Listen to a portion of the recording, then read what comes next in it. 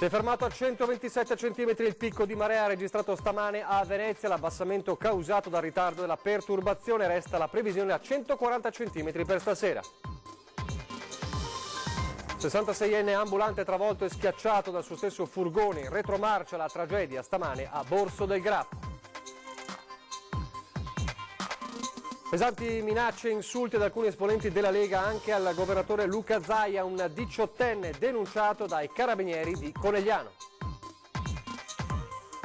Dopo il caso della bandiera veneta vietata allo stadio a Padova, oggi la Giunta regionale ha approvato la proposta di legge già presentata un anno fa, la bandiera obbligatoria negli uffici pubblici.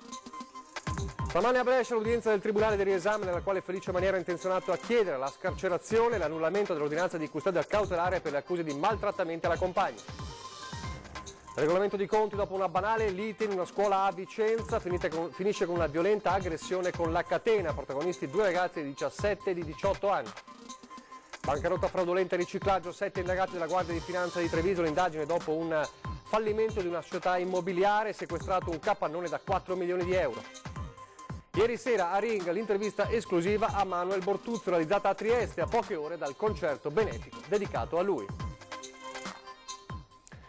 Telespettatori di Antena 3, buongiorno e ben trovati. La prima edizione dei nostri telegiornali, dunque tutti gli occhi erano puntati su Venezia questa mattina, l'attesa per l'alta marea eccezionale che era prevista, si prevedeva 145 centimetri. La marea si è fermata a 127 al momento del picco massimo, ma resta l'allerta per stasera con una nuova previsione. Allora, per raccontarci come è andata questa mattinata e un po' le sensazioni anche per stasera, ci colleghiamo in diretta con la nostra Ilaria Marchiori, che vedo proprio sul campo con l'assessore D'Este. Adesso appena viene pulito l'obiettivo, eccoci qua. Allora, Ilaria, a te. Sì, buongiorno Nicola, buongiorno a tutti i telespettatori. Come hai detto siamo qui proprio in compagnia dell'assessore comunale alla protezione civile e alla polizia locale Giorgio D'Este. Ti devo purtroppo correggere perché proprio l'assessore mi ha appena detto in realtà che non si tratta di 127 centimetri ma 128. Questo è proprio il dato preciso che è stato toccato oggi a Punta della Salute, mentre parliamo di un 130 alla Misericordia. Sul mare invece 137. Ovviamente le previsioni erano diverse, come hai anticipato anche tu, si parlava di 140, si prevedono 145 invece per questa sera, ma tutti i dettagli ce li può illustrare qui l'assessore che ci ha raggiunti a Piazzale Roma. Innanzitutto benvenuto assessore. Buongiorno a tutti. Sì, è cambiata la situazione, nel senso che la variazione della perturbazione che abbiamo visto ieri ha fatto sì non si raggiungessero quei picchi, per cui la situazione attuale è quella di una stabilità in calo e si prevede un nuovo picco questa sera verso le ore 23 a 140.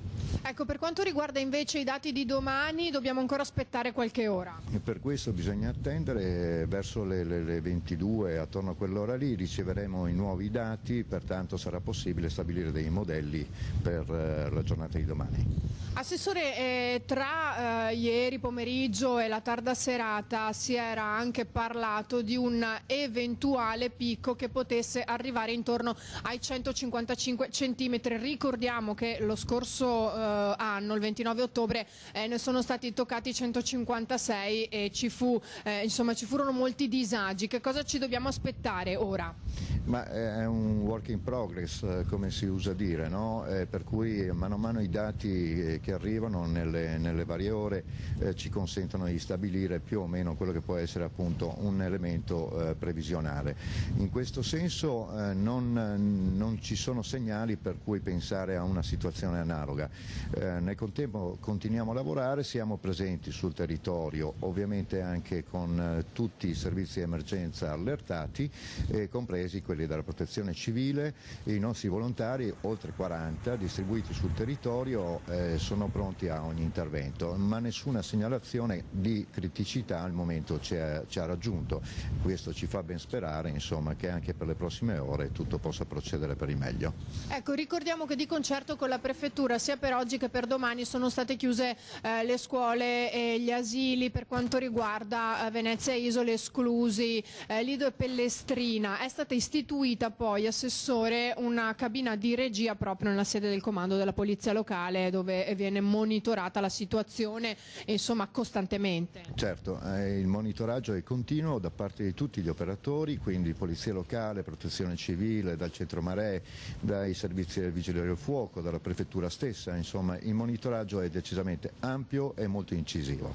In questo senso si proseguirà sempre con un sistema capace di funzionare ora per ora e avere dati certi alla mano per poter eventualmente prevenire determinate situazioni critiche. Ecco, dal Comune arriva un consiglio soprattutto alla cittadinanza ma anche ai tanti turisti, ovvero avere gli stivali con sé e cercare di non muoversi in quelli che sono gli orari di previsione di picco massimo. Beh, certo, insomma, invitiamo tutte le persone a usare determinate cautele proprio in via preventiva, a meno che insomma non sia strettamente necessario. Non a caso le scuole sono state chiuse proprio per i nostri più piccoli, i piccini vanno tutelati in questo senso e quindi si è presa questa decisione molto ferma. Con Nicola, se non ci sono altre domande, io saluto e ringrazio l'assessore Desta e restituisco la linea allo studio. Grazie, no, è stato chiarissimo. Allora vedremo un po' l'evolversi nella serata, insomma, per questa attesa di 140 centimetri, insomma, il picco per le 23 e poi ovviamente per domani resta l'indicazione della chiusura oggi e domani delle scuole d'infanzia e degli asili nido. Intanto il Veneto è colpito da una ondata di maltempo, pioggia battente un po' in tutta la regione, anche in provincia di Padova, con purtroppo incidenti in serie dovuti anche al maltempo. Il più grave sino a questo momento l'incidente è accaduto lungo la strada regionale 11 all'altezza di Arlesica di Mestrino, con 3 auto e un camion coinvolti e un mezzo finito addirittura fuori strada. Una persona purtroppo è morta nello scontro con il camion, ferito il passeggero che aveva a fianco. Siamo poco dopo le 9. Pioggia insistente da ore su tutta la provincia di Padova. Nessun problema sul fronte allegamenti, segnalano i vigili del fuoco, in preallerta per possibili interventi su altre zone della regione, ma sulle strade la situazione è diversa. Sulla statale 11 per tutta la mattinata pesanti rallentamenti e la circolazione stradale. Intorno alle 8 in via Sacro Cuore a Padova una moto è finita sotto un'auto, nessun ferito grave qui per fortuna. Al lavoro gli agenti della polizia locale, i vigili del fuoco e i sanitari del 118. È un'altra vittima, ma in questo caso è, chiamiamolo proprio un infortunio sul lavoro, una tragedia assurda, purtroppo non è la prima volta che accade, è avvenuta a Borso del Grappa, un 66enne travolto e schiacciato dal suo stesso furgone. Ci troviamo a Semonzo, che è una frazione di Borso del Grappa, precisamente in via Semonzetto al numero 21. Ebbene, questa mattina alle 5:55, proprio dentro a questa abitazione, si è consumata una tragedia, una morte sul lavoro. Indagano i carabinieri della stazione di Pieve del Grappa, intervenuto anche il SUEM di Crespano. Vittima un 67enne. Dario Gasparin. Come detto, non erano ancora le 6 del mattino quando l'uomo che faceva il commerciante ambulante di latticini, come ogni mattina, aveva finito di caricare il proprio furgoncino che teneva parcheggiato a casa. Non si conoscono ancora bene le cause di quanto accaduto nell'immediato dopo, quando il furgoncino in retromarcia si è messo in movimento sulla strada in discesa fino ad andare a schiacciare il commerciante contro un muretto vicino, procurandogli così il decesso. A scoprire quanto accaduto è stata la moglie, che non lo ha visto rientrare a casa per salutarla. Prontamente chiamati i soccorsi del SUEM di Crespano, intervenuto sul posto nell'immediatezza dei fatti, catalogando quanto accaduto come incidente sul lavoro. Gli stessi sanitari hanno effettuato una prima chiamata dal posto ai vigili del fuoco, chiamata poi ritirata una volta constatato il decesso, che l'anatomopatologo dovrà stabilire se sopraggiunto per politrauma da schiacciamento e emorragia interna. Sul posto, per i rilievi di rito, anche i militari dell'Arma della stazione di Pieve del Grappa, che indagano su quanto accaduto. Dario Gasparin, che era nato in Svezia ma ben conosciuto per la sua attività, lascia moglie e 2 figli. Adesso cambiamo argomento e parliamo di odio sui social. Se ne è parlato in queste settimane, se ne continua a parlare per il caso Segre. A Conegliano spunta invece però una denuncia per un 18enne e questa volta nel mirino di questo giovane ci sono alcuni esponenti della Lega, tra questi anche il governatore Zaia. Minacce al governatore del Veneto Luca Zaia e a 4 consiglieri leghisti di Conegliano sono quelle circolate sui social, in particolare su Instagram, che hanno portato alla denuncia del presunto autore, un 18enne originario della provincia di Napoli, ma residente nella Marca trevigiana, che ha postato manifesti shock e slogan sotto il nickname di Mac Splinterman. Il più inquietante, una foto di Zaia a testa in giù. Leghista attento, ancora fischia il vento, scrive il ragazzo, frequentatore di centri sociali, che si definisce terrone e antifascista e fa una lista di nomi di fascisti della Lega, così li definisce, istituzionalizzati nel comune di Conegliano. Giovanni Bernardelli, il presidente del Consiglio Comunale, e poi Paola Nalon, Cristiano Basei e Silvia Marcon, a cui rivolge attacchi e minacce. Il gruppo locale del Carroccio, preso atto del materiale che circolava, ha presentato denuncia ai carabinieri, preoccupato il commento del commissario provinciale della Lega Gianangelo Boff, che parla di brutto clima contro la Lega. Così, dice, rischia di accadere davvero qualcosa di grave. E proprio il governatore Zaia oggi è intervenuto per parlare della questione bandiera. Lo sapete, la bufera di queste ore, dopo che domenica alla partita del Padova allo stadio Euganeo era stato impedito a un tifoso di entrare con la bandiera del Veneto. Le polemiche di queste ore, di ieri, con la Lega che ha chiesto le scuse del questore. Bene, oggi la Giunta regionale, come era stato un po' anticipato ieri da alcuni consiglieri, la Giunta regionale su proposta del presidente Luca Zaia ha approvato all'unanimità un nuovo progetto di legge che prevede che la bandiera della Regione del Veneto debba essere esposta dagli edifici pubblici sia statali che facenti capo ad amministrazioni locali. Il progetto ora proseguirà il suo iter e sarà sottoposto al voto del Consiglio. Dice Zaia, la bandiera del Veneto è il simbolo dell'identità e della storia di un popolo. Farla sventolare nelle sedi degli uffici pubblici è esclusivamente un atto di rispetto per la nostra comunità. Oggi, continua, riproponiamo questa legge che, ricordo, un anno fa è stata bocciata dalla Corte Costituzionale. Lo facciamo perché abbiamo la certezza che contiene un principio sacrosanto che merita di essere difeso. Mi auguro, conclude, che questa volta non venga impugnata dal governo. Se fosse ancora così, tuteleremo fino in fondo, in tutte le sedi possibili, il diritto di esporre la nostra bandiera. Un dibattito che ieri ha visto protagonisti anche voi telespettatori. Abbiamo chiesto nel corso dei nostri telegiornali cosa pensavate della decisione di vietare la bandiera del Veneto da parte della questura allo stadio. Abbiamo chiesto se eravate d'accordo, se era giusto o sbagliato. Vediamo allora il risultato che è emerso alla fine della giornata ed è stato appunto annunciato durante la trasmissione Ring. Per voi la decisione non è giusta, per la maggior parte di voi, di quelli che hanno chiamato, 81,2% no, non è giusto, sì invece il 18,8% di voi telespettatori, appunto, che vi siete cimentati con questo sondaggio. Adesso torniamo a parlare di Felice Maniero, perché è in corso a Brescia l'udienza davanti al Tribunale del Riesame, nella quale lo stesso Felice Maniero è intenzionato a chiedere la scarcerazione e l'annullamento dell'ordinanza di custodia cautelare emessa dal GIP bresciano Luca Tringali. L'ex boss del Brenta è presente in aula, è stato arrestato, lo ricordiamo, lo scorso 18 ottobre a Brescia, dove da tempo vive con una nuova identità, con l'accusa di maltrattamenti sulla compagna che dal 30 luglio aveva ottenuto il trasferimento in una struttura protetta. Oggi appunto l'udienza nella quale è stato chiesto la scarcerazione e l'annullamento della custodia cautelare. A Vicenza adesso con un nuovo episodio inquietante a scuola, una lite negli spogliatoi che sfocia in una vera e propria aggressione alla fine delle lezioni.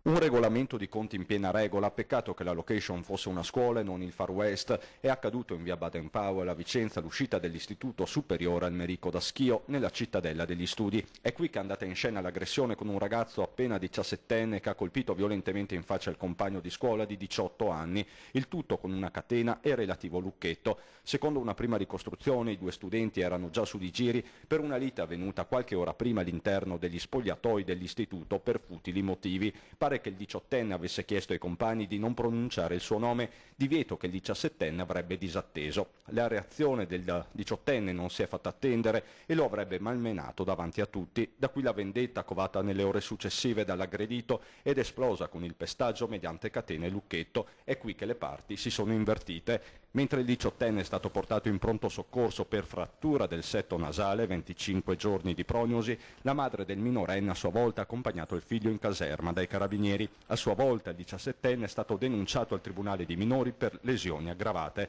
portando il fatto fuori dalle aule di scuola e dentro quelle di un palazzo di giustizia. E adesso a Montebelluna, dove sono stati vissuti attimi di paura ieri sera in centro per un rogo divampato in un condominio.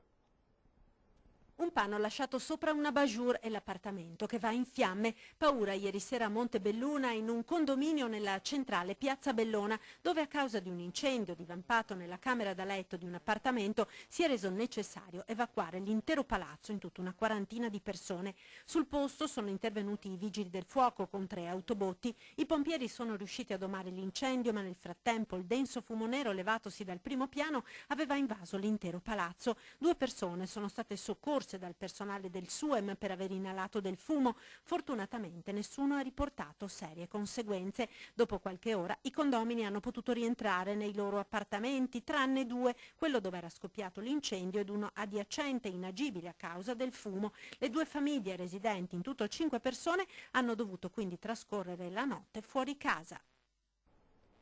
Si è conclusa con il sequestro preventivo di un immobile del valore di oltre 4 milioni di euro e la segnalazione all'autorità giudiziaria di 7 persone e una indagine della Guardia di Finanza di Treviso sul fallimento di una nota società immobiliare trevigiana. L'attività di polizia giudiziaria ha permesso di individuare operazioni e fatti aziendali connotati dall'obiettivo di depauperare il patrimonio aziendale della fallita società in pregiudizio dei creditori e dell'erario, esposto per oltre 3 milioni di euro. In particolare è stata accertata una distrazione di liquidità per 822 mila euro, quindi 7 indagati e il sequestro di questo capannone da 4 milioni di euro.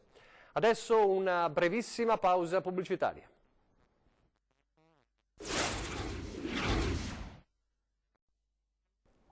Rieccoci in studio in diretta, la prima edizione del nostro telegiornale. Torniamo a parlare della separazione tra Venezia e Mestre, il referendum del 1° dicembre. In questi giorni scende in campo ufficialmente anche la CGIL.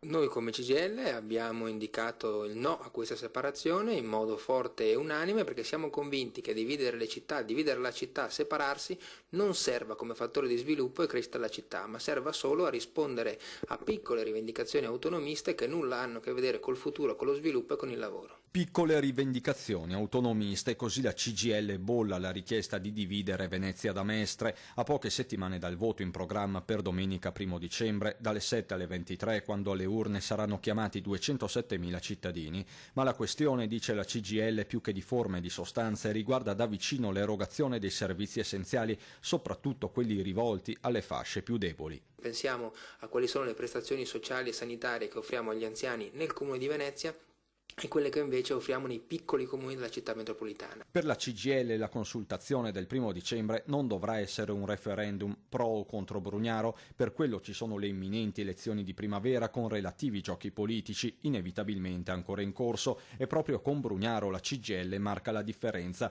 nonostante entrambi alla fine siano per il mantenimento di un unico grande comune. In realtà il sindaco ha indicato di non andare a votare, invece noi siamo convinti che si debba andare a votare e si debba votare no, perché difendiamo l'istituto del referendum, difendiamo i momenti di partecipazione e siamo convinti che per sconfiggere questa deriva autonomista serve una grande partecipazione che dica no alla divisione e sia una Venezia unita, più forte non solo in Veneto ma nel mondo.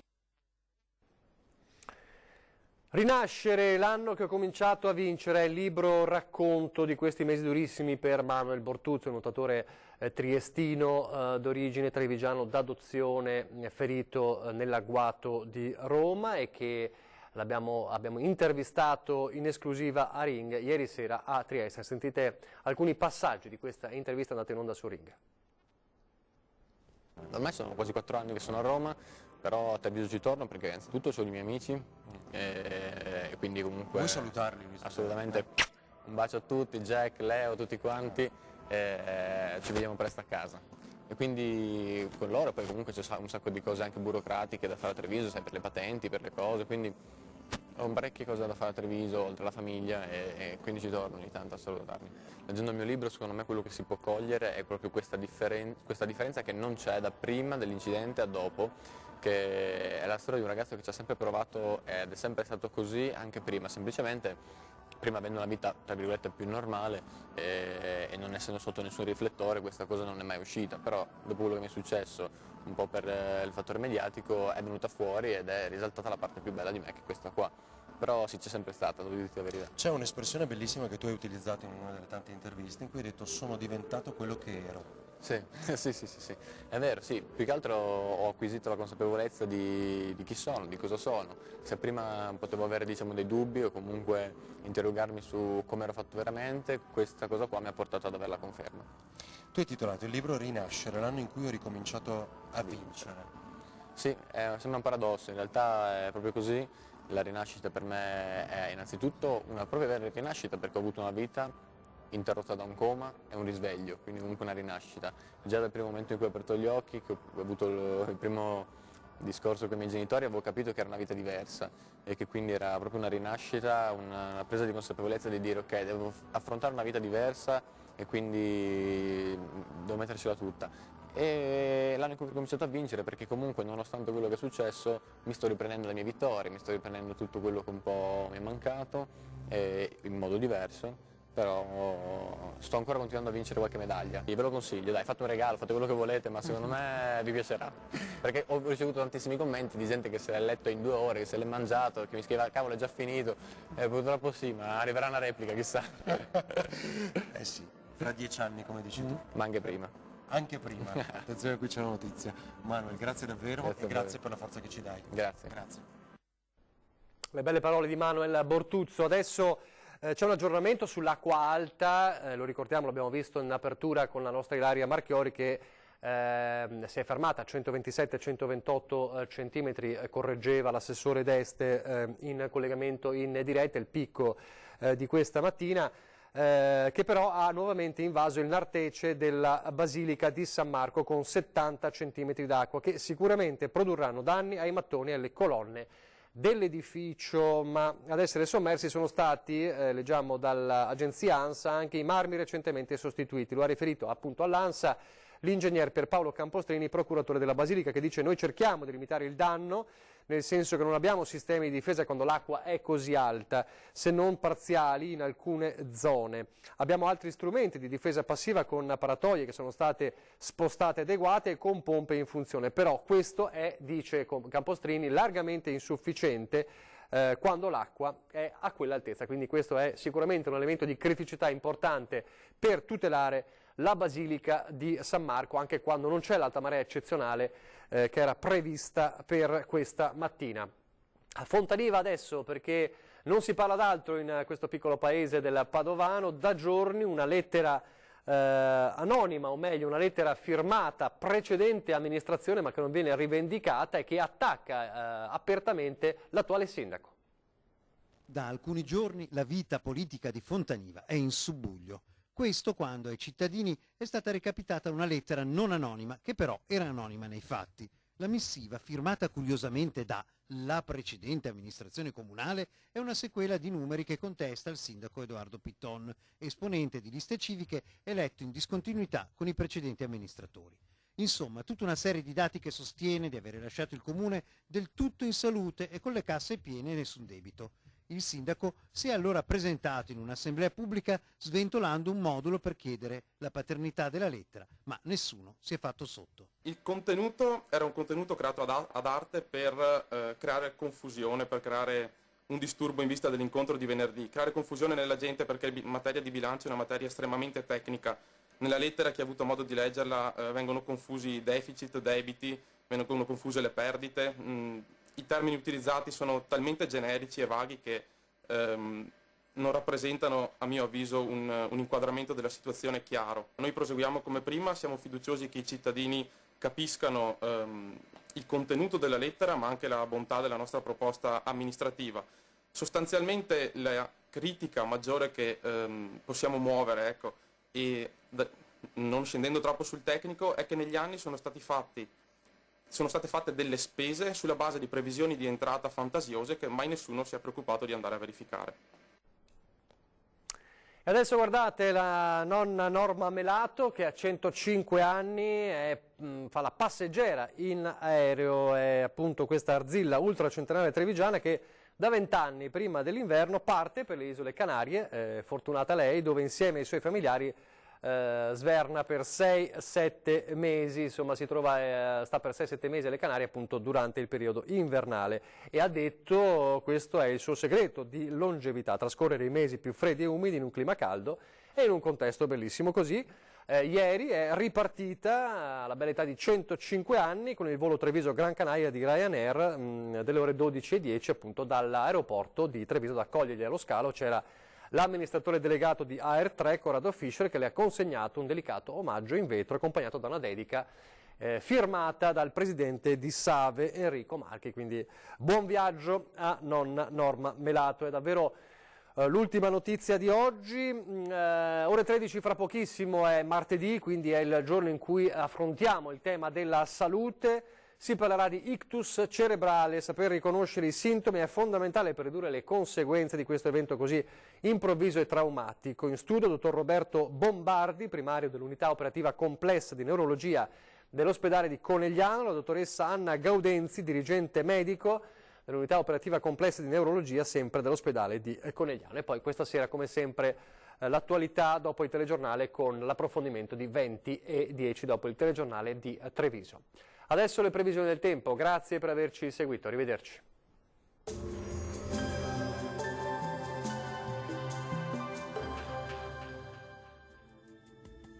Bentrovati al meteo. Una perturbazione tiene in ostaggio il nostro territorio, maltempo, neve in montagna e venti sostenuti. Vediamo dunque il dettaglio di martedì 12 novembre. Sul Veneto condizioni di tempo molto instabile con precipitazioni diffuse e anche intense. Attenzione perché i quantitativi di pioggia saranno localmente consistenti. Prevista marea molto sostenuta a Venezia fino a 130 cm, quota neve sui 1200-1500 metri sulle Dolomiti, poi significativamente in calo. Temperature stazionarie minime tra 6 e 11 gradi, massime tra 8 e 13 gradi. Tempo perturbato anche sul Friuli Venezia Giulia con temporali un po' dappertutto e non si escludono anche dei fenomeni intensi. Temperature minime tra 9 e 12 gradi, valori massimi oscillanti invece tra i 12 e i 14 gradi circa. Poche novità sul Trentino Alto Adige, rovesci e precipitazioni temporalesche un po' ovunque, localmente anche abbondanti. Temperature minime tra 4 e 5 gradi, massime sugli 8 gradi circa. Bene, dal meteo di Antenna 3 per ora è tutto. Arrivederci.